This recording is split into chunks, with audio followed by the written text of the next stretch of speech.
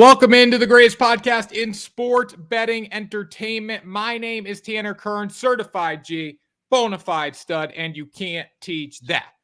In this right here, this is G Money Grant Mitchell. We are prepared to talk about probably one of the worst primetime football games in the history of primetime football. The New England Patriots versus the Pittsburgh Steelers should be interesting, and we're going to break it all down here on the show. But before we do that, bada boom.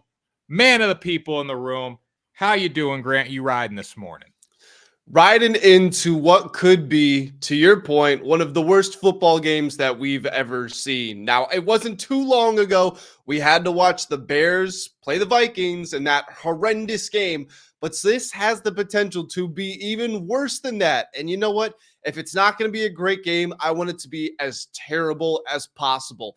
I want to see blocked punts. I want to see muffed punts. I want to see failed onside kicks. I want to see 3 and outs. I want as bad as you can possibly get because this game will not be good. I will say, though, any football is good football. Like, if you have any type of football, it is good. I would rather have this than baseball in the summer. Like, if you got Patriots versus Steelers and you knew it was going to be this bad of a game and you're in the summer, you just want football, like, this is a great game. And when you're betting, everything's good. You can make money on anything. You know what I'm interested is the NBA in-season tournament on Thursday? It is, right? I'm interested to see what the viewership numbers look like because the NFL normally dominates, obviously, but I'm interested to see if the NBA in-season tournament semifinal is going to actually steal a little bit of these viewers because this game is not going to be that interesting. I don't know. Like, Giannis didn't even know he was making money going to the in-season tournament. Like, a lot of the players don't even care. Well, no. I completely disagree. The quality of the product of the in-season tournament has been so good. The players have bought in. The stars are playing more minutes per game on average in these tournament games. I think you're wrong there. The competitiveness has been awesome. I think they really do care. I think the pool play, nobody knew what was going on. Yeah, well, I don't disagree with you there. There was that clip of Bones Highland where they asked him to explain it. And he said, I can't. I don't even know what's going on. Well, like when the Celtics were plus 700 to win it, and it was like based off point margin, they were a 13-point favorite, and they needed to win by 22 or 23 to advance. Like, if I would have known that, I would have taken plus 700 because they were already 13-point favorite. So, there's a lot going on with the in-season tournament. I think they've done a good job, though, now. I think Vegas will be cool, but the pool play was not. And I do think football still dominates. I think football's still king. Oh, yeah. I think it's definitely going to get more viewers for sure. I'm just wondering if it's going to be the usual number. Probably not. But again, it'll be interesting to see. I'm excited for it because it's football. And when we have football, it's always good. But before we start breaking down this game, guys, we have a few picks in this one. Make sure you follow the page, subscribe to the channel, like, share, do it all, guys. Click all the links down in the bio. Check us out on social and on WSN. We have a bunch of sportsbook promo codes that you can check out there and make some money with. So, Grant, without further ado, Patriots, Steelers. Give me a little take on this game.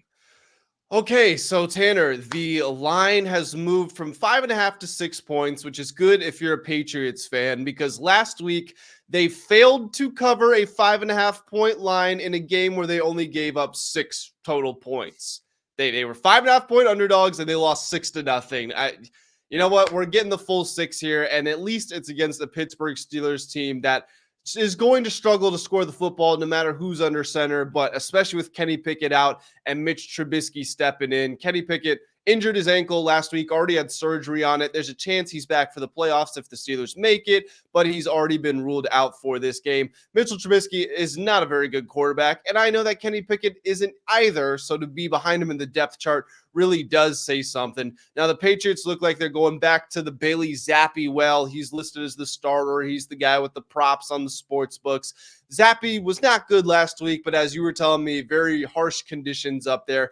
And we have seen when he's been in there, even though he is throwing interceptions, he looks like he might be a little bit more of a confident downfield passer, which is going to give the Patriots maybe some life. Here's a little known fact. The Patriots have given up the fewest points per game over the last month of play compared to every team in the league. That's something to hold on to, again, especially against a Steelers team that really struggles to score the ball. Do I think that, am I picking the Patriots because I see the Patriots and I got to take them? No. But in a game where neither team might get to 10 points, I'm going to take the team that is a 6-point underdog. So I'll take the Patriots with the points. So it's kind of wild to me, the fact that when you talk about the Patriots with Bailey Zappi or Mac Jones, you don't see any difference. Like, you don't view this team much differently, whether Mac's under quarterback or whether Mac's playing quarterback or whether Bailey Zappi's playing quarterback. So that goes back to the front office, and they should look at that and they should say, we have a big issue at quarterback. So it'd be interesting to see what happens in the coming season. But in this game, I think the Steelers give up a lot of yards. The Chargers gave up a lot of yards through the air last week. That was the one way to beat them. They did have some big plays. There were a few drops. One was by Tyquan Thornton that didn't cost them the game. I don't know if they still score if they get the ball on the 25-yard line, but they're in a position to do something in that spot. There were some big plays through the air that the Patriots had last week. They need to convert those in this game because the Steelers do give up yards. I think Pittsburgh's defense is good. They're really good in the red zone. Patriots are probably going to settle for a lot of field goals. That could be a good prop too, looking at some field goal props just because of that stat there. But I do like the Patriots with the points here. I think it's a little too hard to resist, and I don't trust the Steelers with 6 points. I mean, we look at what the Steelers did last week. It wasn't pretty against the Cardinals. They got beat 24-10. Like, that's a game that you should not get beat 24-10. Yeah, and they were 5.5, 6 point favorites, something like that in that game as well. And of course, there was the mid-game pivot from Kenny Pickett to Mitch Trubisky, but I mean, how is that worth 6 points? No, it's not. It's maybe a couple points here and there, sure, but and it's underdogs in low total games find success usually, no matter what. Historically, the fact you're getting 6 points in a game with a total of 30, like that is 20% of the total projected points. It's just too much to go against. Yeah, if the Patriots can score 1 touchdown in this game, realistically, they have a good chance to cover. If they can score 10 points, they're covering. That's kind of my take. Unless the Steelers get 17, but the Patriots defense playing pretty good right now. Based on what they did last week, they're the better side of this team. Obviously, they can get lit up a little bit through the air. On the ground, they're actually pretty strong, and that's what the Steelers want to do, especially with Mitch Trubisky under center. Well, I mean, the Patriots, like I said, they've given up the fewest points per game over the last 4 games in the entire league. Their scoring output allowed they gave up 6 points last week, 10 points before that, 10 points before that, 20 before that. That's a really good stretch of play. And now they're getting, probably tied with the Giants, the worst offense they've played in that stretch. So I don't think it's unrealistic for the Patriots to hold them to 13 or less. To your point, they score 1 touchdown, they pretty much cover. Yeah, so that should be interesting there. I think the Patriots do find a way to cover. I hope if Bailey Zappi's not getting the job done, they will put Mac Jones back in the game. I doubt that will happen, though. From a total perspective, I think it's a no-brainer to lean under here. It's the lowest total in DraftKings Sportsbook history. I know that. I'm sure it's the lowest in FanDuel and every other book as well, but I'll be leaning on the under in this game. I just don't think there's enough offense here. I really don't. I think the Steelers being strong in the red zone is going to prevent the Patriots from scoring. I think when you look at the Patriots in the red zone, the Steelers are going to have some trouble scoring as well with Mitch Trubisky. So this game's going to come down to a lot of field goals, and that does not result in the game going over 30.5 points. Grant, what do you think? Yeah, I'm with you. It almost seems counterintuitive to bet the under in a game like this, but if you've been on Iowa, I know the Iowa team total is cashed out many times, but they had a game. What was the total 24.5 when the game went under? Is that what it was? Do you know what I'm talking about? They always go under. Their team total went over pretty much every game besides Michigan, but they always go under. Michigan, I think Michigan went over, I believe, but the Michigan game might have gone over. It might have been Iowa, Nebraska, something. I think the total was 24.5 and it still went under. Point I'm making is that these low total games, you have to treat every total almost as if it's the same. It is the projected total. If you have a good offense, it's going to be higher. If you have a bad offense, it's going to be lower. It just is what it is. It just because the total number is low doesn't mean you need to go with the over. When you look at the offenses that are at play and with how well the Patriots defense has been playing, how much of a game-breaking type of unit we know the Steelers defense is, and with these quarterbacks, there's just no reason to go over. So, yeah, I think you got to lean under no matter how low the total is. Yeah, I totally agree with that. So going to lean under there. From a prop perspective, I'm looking at Bailey Zappi over 154.5. Did not come close to this number last week, unfortunately. But the reason for that, it was a massive rainstorm. Like the fact that he was even over 100 last week was pretty impressive with how much it was raining, how much the Patriots really didn't need to throw the ball. Just because it was a 6-point game the entire time. They really weren't backed up. I mean, they were trying to run the ball early, throw some short passes. But this week, I think they're going to open it up a little bit. They might be forced to against the Steelers team. When you look at Pittsburgh, they're probably going to shut down the run. compared to what they're going to do against the pass. I think there's more opportunities for New England to attack them vertically down the field. And we know Bailey Zappi can throw the football a little bit. I mean, he's not incapable. It's kind of like Mac Jones. They're not great, but they can still do it. So I see him going over 154.5 here. I think there's going to be a lot of movement up the field for the Patriots. I just don't think they're going to be able to convert in the red zone. Yeah, forgive me for looking away. I wanted to look up his numbers from last year when he did actually get the chance to play real volume.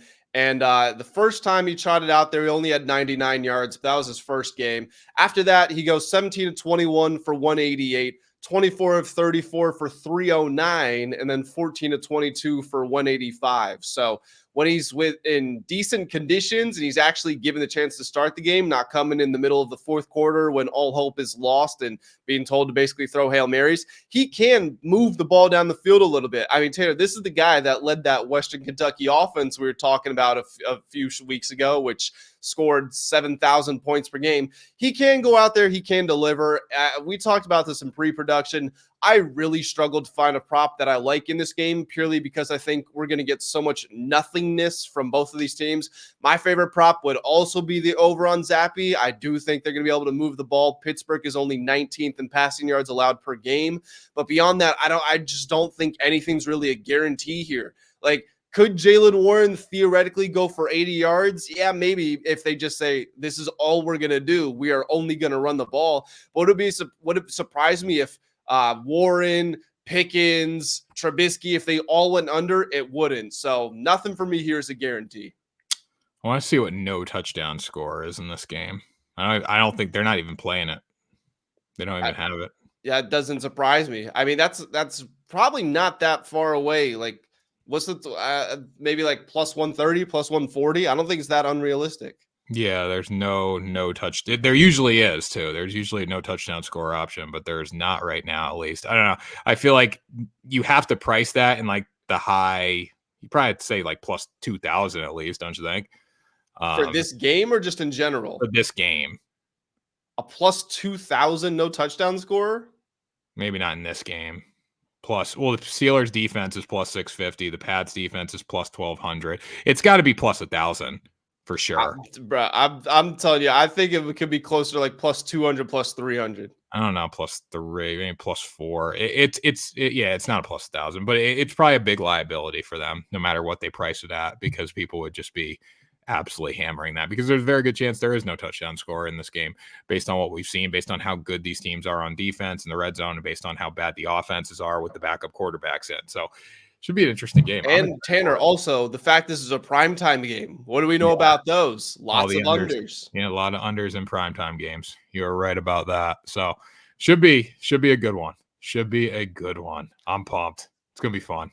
Are you gonna watch the in-season tournament at all? I will likely watch a little bit, not Thursday, probably the championship. But yeah, once the Celtics got eliminated, I kind of lost interest. I was following last night, the next game, a little bit. But again, I was more just watching college basketball. It's kind of more my basketball speed right now. Once football ends, I'll be all in the NBA. You know that. Big fan. I will, you know what? I'll give out my in-season tournament championship prediction on Friday's show. All right, there you go. Yeah, we'll do some in-season tournament talk Friday. Why not? Yeah, why not? Got nothing to lose. Guys, that's going to do it for today's show. Before Tanner and I get on out of here, as we so often ask, drop a subscribe to the channel, because Tanner and I, well, we're here all the time. We're giving out picks. We're giving out winners. We're having conversations with you guys in the comments. There's a lot of reasons to come back to the channel. So hit that subscribe button, like the video, and Tanner, you can get us on out of here. That was Ride the Line, the greatest podcast in sport betting entertainment. We will see you next time for another episode. Keep freaking riding.